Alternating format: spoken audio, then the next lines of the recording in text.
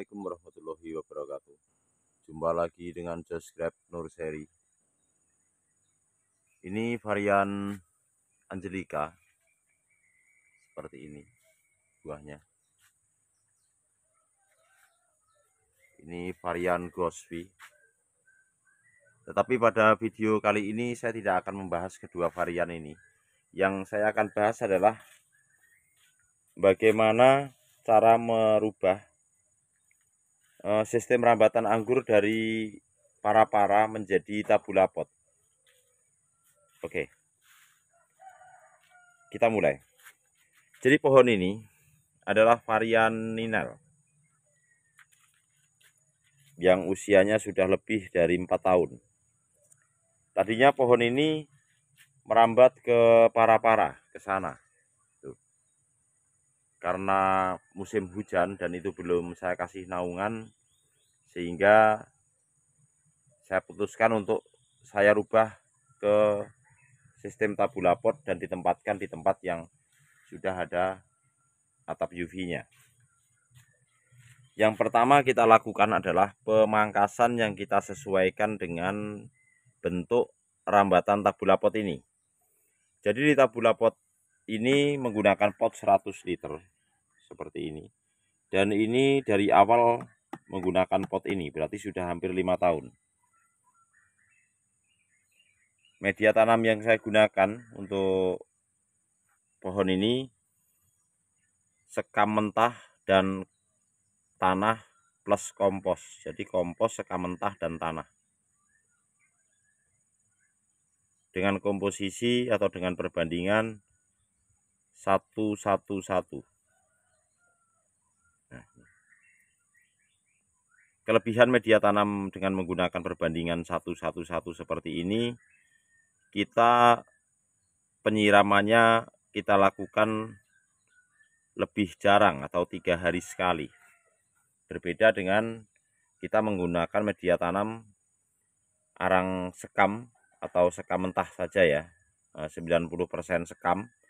Itu karena poros sekali sehingga ketika cuaca panas dia mudah kekeringan atau dehidrasi tanaman ini karena kekurangan air. Jadi kalau menggunakan media tanam yang terlalu poros, kita wajib melakukan penyiraman setiap hari pada saat cuaca sangat panas. Tetapi dengan menggunakan media tanam komposisi yang saya sebutkan tadi, kita bisa menghemat waktu karena jumlah tanaman di sini ratusan yang di dalam pot. Jadi kalau penyiraman setiap hari banyak memakan waktu, sehingga kita siasati dengan media tanam seperti ini sehingga kita penyiramannya 3 hari sekali.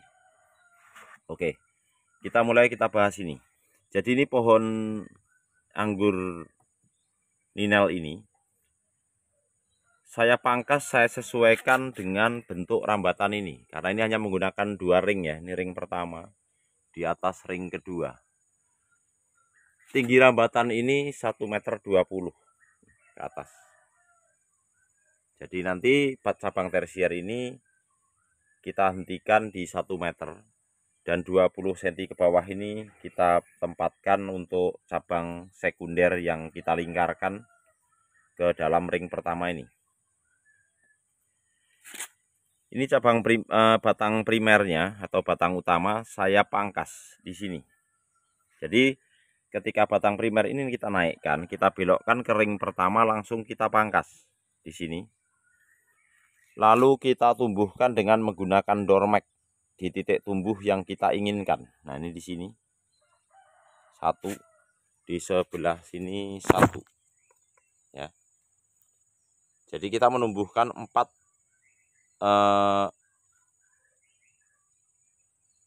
mata tunas atau tunas bat yang kita inginkan untuk kita bentuk menjadi cabang sekunder setelah tumbuh. Ini setelah tumbuh kita masukkan ke dalam lingkaran sana untuk kita jadikan sekunder melingkar ke kiri.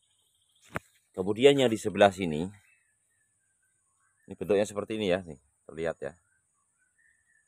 Di sebelah sini setelah tumbuh kita rambatkan ke lingkaran ring pertama ini untuk kita jadikan sekunder sebelah kanan. Lalu yang di batang primer yang sebelah sini kemudian kita tumbuhkan kembali untuk langsung kita jadikan cabang tersier seperti ini. Tuh, kita naikkan ke atas, kita jadikan cabang tersier. Jadi sekunder yang kita buat ini betul-betul baru dari tunas yang tumbuh di cabang primer ini, atau istilahnya renewal spur, pembaharuan cabang sekunder secara keseluruhan. Kalau kita melakukan pembaharuan cabang tersier secara keseluruhan, itulah yang kita sebut renewal can. Tetapi ini renewal spur, pembaharuan cabang sekunder secara keseluruhan, atau membentuk cabang sekunder dari tunas yang betul-betul baru. Oke, setelah ini melingkar ke sini dan bertemu dengan lingkaran yang dari sana, yang sekunder dari sana, kita pangkas nih, kita hentikan.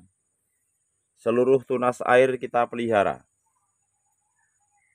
untuk kita jadikan cabang tersier, selang-seling. Jadi kita sesuaikan interknotnya.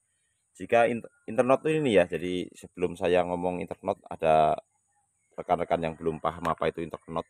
Interknot itu ini, jarak antar ruas nih. Dari sini bat ke bat, jarak antar ruas inilah yang kita sebut interknot. Nah, kita sesuaikan interknotnya ini panjang atau pendek. Untuk yang pendek panjang, kita selangi 1 matun, kemudian kita tumbuhkan lagi. Untuk yang interknotnya pendek, 2 matun baru kita tumbuhkan sekundernya. Jadi biar tidak terlalu rapat. Jadi di pohon ini sudah terbentuk beberapa cabang tersier nih. 1, 2, 3, 4, 5, 6, 7, 8, 9, 10, 11. Jadi 11 tersier yang kita buat dari tunas air. Jumlahnya 8, yang dari tunas bat 3 nih. 1, 2, 3 yang dari sebelah sana. Seperti ini penampakannya. Ya. Jadi seperti ini. Jadi kawan-kawan yang ingin merubah model rambatan dari sistem para-para kemudian dirubah menjadi tabula pot seperti yang saya lakukan di tempat ini, bisa dilakukan dengan berbagai cara. Tidak harus seperti ini, tetapi salah satu cara yang saya lakukan ini bisa menjadi referensi atau bisa menjadi contoh buat rekan-rekan semua. Kenapa demikian? Dengan dipotongnya batang primer seperti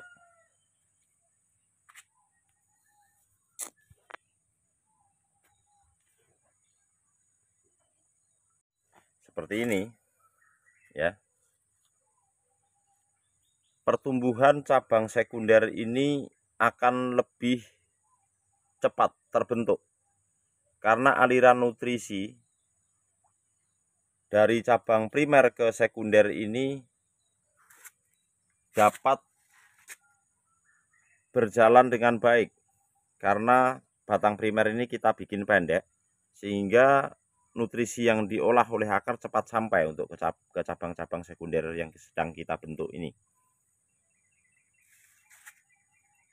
Kemudian pembuatan dengan cabang tersier dengan menggunakan tunas air ini adalah untuk mempercepat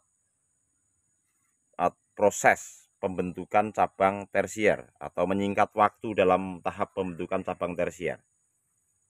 Nanti setelah berbuah pertama, kita akan pangkas 1 mata tunas untuk kita pecahkan batnya, untuk kita jadikan cabang tersier baru, atau kita akan melakukan fondasi pruning.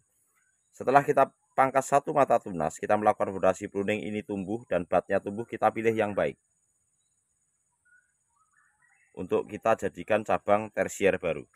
Jadi untuk kali ini di tahap pembentukan ini, untuk menyingkat waktu, saya menggunakan cabang tersier dari tunas air secara mayoritas, meskipun ada 3 dari bat, biar pembentukan cabang ini lebih singkat waktunya. dan bisa seragam untuk ukuran cabang tersier ini. Nanti ketika cabang tersier yang terlalu vigor seperti ini sudah nyampe ke rambatan atas, langsung kita hentikan. Tujuannya adalah untuk membagi nutrisi agar aliran nutrisi berpindah ke cabang-cabang tersier yang masih tertinggal, sehingga nanti mendapatkan cabang tersier dengan tinggi yang sama dan ukuran yang seragam.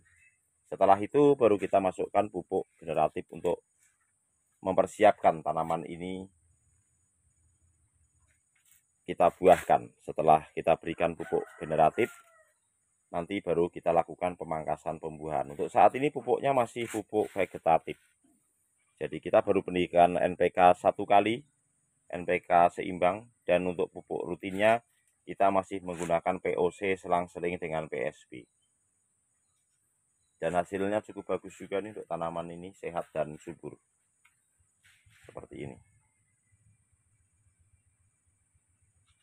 Jadi untuk kawan-kawan yang ingin merubah sistem rambatan dari sistem rambatan para-para kemudian ingin dibuat menjadi tabula pot, video ini saya harapkan dapat menjadi salah satu inspirasi kawan-kawan untuk membuat tabula pot dari tanaman anggur yang sudah relatif lama ditanam, dengan berbagai alasan. Kalau alasan di tempat ini adalah karena untuk menyelamatkan tanaman dari gemburan hujan, sehingga kita buat tabula pot dan kita masukkan ke dalam naungan seperti ini.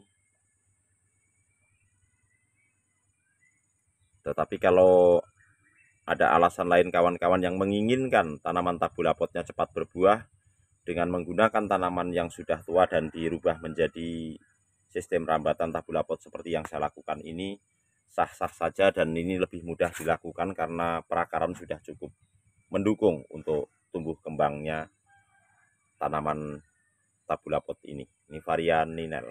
Sekian dulu, semoga video ini bermanfaat dan menginspirasi kawan-kawan semua. Terima kasih. Wassalamualaikum warahmatullahi wabarakatuh.